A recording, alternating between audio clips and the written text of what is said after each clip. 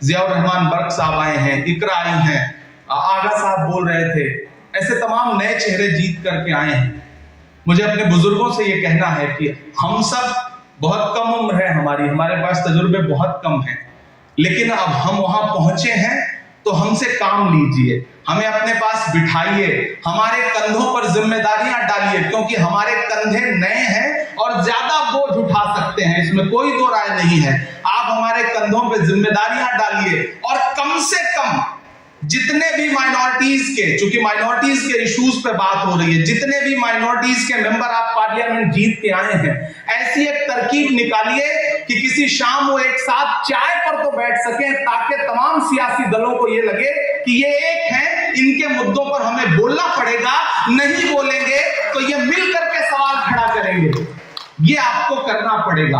मेरे दरवाजे हमेशा खुले हैं और मैं जिस लायक हूं, मैं अदीब साहब के सामने ये पेशकश भी रखता हूं कि हिंदुस्तान के जिस भी शहर में आप IMCR का सेमिनार ऑर्गेनाइज करना चाहें, कॉन्फ्रेंस ऑर्गेनाइज करना चाहें, मैं माइनॉरिटी डिपार्टमेंट के नेशनल चेयरमैन की हैसियत से हर वक्त आपके साथ खड़ा हूं। पैसा, संसाधन, रिसोर्सेज, सब कुछ जहां भी आपको मेरी जरूरत लगेगी, इंशाअल्लाह मैं किसी मौके पर आपसे पीछे नहीं रहूंगा, ये आपसे वादा करता हूं। दूसरी अहम बात, बहुत सारे मुद्दे ऐसे हैं जिन्हें पार्लियामेंट में उठाए जाने की जरूरत है, लेकिन पार्लियामेंट, चूंकि अदीब साहब पार्लियामेंट में रहे हैं, इसलिए इन्हें पता है कि पार्लियामेंट में 2 मिनट 3 मिनट बोलने का मौका कैसे फराहम होता है और कितनी मुश्किलों से होता है। ये जो नए लोग जीत करके आए हैं, अभी साल भर तो शायद देश आवाज भी ना सुन पाए वोट लेने के बाद, क्योंकि ऐसी तरकीब रहती है कि बहुत आसान नहीं होता बोल पाना। तो हमारी आपसे गुजारिश है कि आप सब हम नए बच्चों की तरबियत करिए। जो बुजुर्ग हैं, देखिए सियासत से ही अकेले हल नहीं निकलेगा, ये एक सच्चाई है। हर वफा जिंदे जावेद नहीं होती है, दिल का हर जख्म कहीं दिल का कमल बनता है। जब शहंशाह भी हो, इश्क भी हो, दौलत भी, तब कहीं जाके कोई ताजमहल बनता है। तो अगर ताजमहल बनाने हैं तो बहुत सारी चीजों को इंटरकनेक्ट करना पड़ता है। RSS ने क्या किया, क्यों इस पॉलिटिकल सिनेरियो में RSS को आप, उनकी कामयाबियों को आप तबसरा करिए तो आप ये पाएंगे कि उन्होंने एक काम किया, उन्होंने जुडिशरी हो, मीडिया हो, ब्यूरोक्रेसी हो, पॉलिटिक्स हो, अलग अलग जगह के लोगों को इंटरकनेक्ट किया है। इससे इनकार करिए या ना करिए। हमारे साथ क्या है, हम एक दूसरे के साथ चाय पीने को तैयार नहीं है, हम एक दूसरे की तारीफ सुनने को तैयार नहीं है। हमें लगता है कि जब तक इसकी जड़ नहीं काटेंगे तब तक हमारी जगह ही नहीं बनेगी। ये एक सच्चाई है।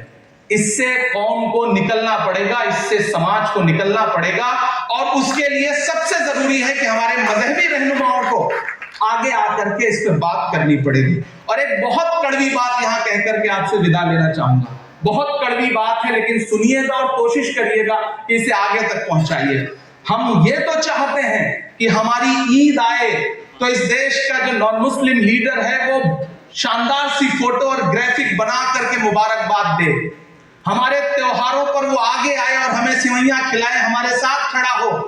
लेकिन आपका कोई नेता अगर ईद की होली की मुबारकबाद दे दे, और अगर वो होली में कहीं किसी सियासी मजबूरी की वजह से ही सही खड़ा हो जाए और उसके कपड़े पे एक रंग लग जाए, तो ये जो फतवे निकलते हैं, इन फतवों से भी कौम को बाज आना पड़ेगा। ये मैं बहुत कड़वी बात कह रहा हूं, ये बहुत कड़वी बात है, लेकिन आपको ये बात समझनी पड़ेगी। इस देश में कितनी पार्लियामेंट है जहां आप अकेले चुनाव जीत सकते हैं, इस बात को, इसका डेटा कलेक्ट करिए। बमुश्किल 10 से 15 सीट निकलेंगी जहां आप अकेले चुनाव जीत सकते हैं। बाकी कैसे जीतेंगे? आपके साथ कौन सा समाज है जो आपके साथ कंधे से कंधा मिला करके खड़ा है?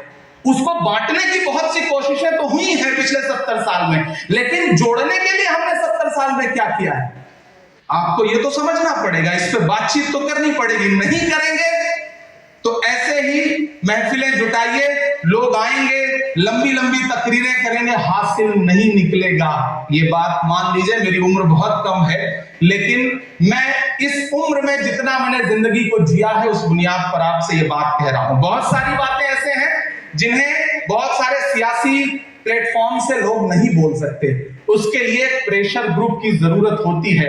मैं चाहता हूं वैसा प्रेशर ग्रुप जनरेट हो। पिछले दिनों जब सुनहरी बाग का, मस्जिद का मुद्दा खड़ा हुआ, मैं जावेद साहब यहाँ बैठे हैं, ये मेरे पास आए और उन्होंने कहा ये सिचुएशन है, मस्जिद ढहा दी जाएगी। मैंने कहा मेरा काम यह है कि मैं इस मुद्दे को पार्लियामेंट में उठाऊंगा, आपका काम यह है कि आप इसके लिए बेदारी करिए, लोगों को बेदार करिए। और तीसरी सबसे बड़ी जरूरत यह है कि एक ऐसा ग्रुप बनाइए, एक ऐसा सोशल ग्रुप बनाइए, एक ऐसा व्हाट्सएप ग्रुप बनाइए कि जब कभी सुनहरी बाग मस्जिद के सामने बुलडोजर खड़ा हो तो एक मैसेज पर 200 लोग वहां खड़े होने को तैयार हो। मैं पहला आदमी होऊंगा जो वहां खड़ा होने के लिए आपको मिलूंगा। मैंने पार्लियामेंट में आवाज उठाई और खुशी है कि अभी थोड़ा सा मसला रुका है, लेकिन इस तरह के बहुत सारे मामले हैं जहां ना अकेले इमरान कुछ कर सकते हैं, ना एक अकेले मौलाना सज्जाद नोमानी साहब कर सकते हैं, कुछ ना एक अकेले अदीब साहब कुछ कर सकते हैं। जुगनुओं तुमको नए चांद उगाने होंगे इससे पहले कि अंधेरों की हुकूमत हो जाए। धूर्तों से मुकाबला है और धूर्तों से मुकाबला करने के लिए वो इतनी बेशर्मी के साथ सिस्टम का इस्तेमाल कर रहे हैं। मैं आखिरी एक बात बता के खत्म करता हूं कि कल हम पार्लियामेंट में राज्यसभा में खड़े होकर के नीट के खिलाफ प्रोटेस्ट कर रहे थे, वहां स्पीचेस चल रही थी। हमारी एक मेंबर ऑफ पार्लियामेंट फूलो देवी नेताम जो राज्यसभा की सांसद है छत्तीसगढ़ से, वो नारा लगाते लगाते बेहोश होकर गिर गई। और यकीन जानिए पहली बार ऐसा मेरी आंखों के सामने का मंजर है कि हम उन्हें स्ट्रेचर पे उठा के ले जा रहे थे और चेयर पर बैठे हुए चेयरमैन साहब ने झांकने की कोशिश नहीं की कि जिंदा है कि मर गई, और उसके बाद पार्लियामेंट चलती रही। इससे शर्मनाक क्या हो सकता है, लेकिन ये हो रहा है। तो आप समझिए कि किनसे मुकाबला है, किनसे लड़ना है। उन्हें पता है कि बुलडोजर आपके घरों पे चलेगा तो इस देश में एक तबका है जो बहुत खुश होता है। आप तो कंधा हैं, बंदूकें उन्हें कहीं और चलानी हैं। इसलिए मेरी आपसे गुजारिश है कि अपने साथ एक आध ऐसा समाज खड़ा करिए कि जो सिर्फ सियासी नहीं, समाजी तौर पर और सड़क पर भी आपके साथ खड़ा हुआ नजर आए। मेरी पेशकश है IMCR के साथियों को कि हिंदुस्तान के हर शहर में चलिए, इस तरह की कॉन्फ्रेंस करिए, उन लोगों को हौसला दीजिए जो सच में सताए हुए लोग हैं, जो कमजोर लोग हैं, जिन्हें हर दिन इस तरह की नफरतों का शिकार होना पड़ता है। मैं आपके साथ खड़ा हूं, मेरा पूरा ऑर्गेनाइजेशन आपके साथ खड़ा है। हम आपसे गुजारिश कर रहे हैं कि इसके बाद दिल्ली में यह तरकीब हो कि जितने मेंबर आप पार्लियामेंट माइनॉरिटीज के जीते हैं, एक शाम जुटाइए, बैठते हैं, बातचीत करते हैं, बातचीत से ही किसी मसले का हल निकलेगा। मेरी जहां जरूरत हो, बदन में जो भी लहू है तेरी अमानत है, जहां जहां हो जरूरत वसूल कर लेना। बहुत शुक्रिया।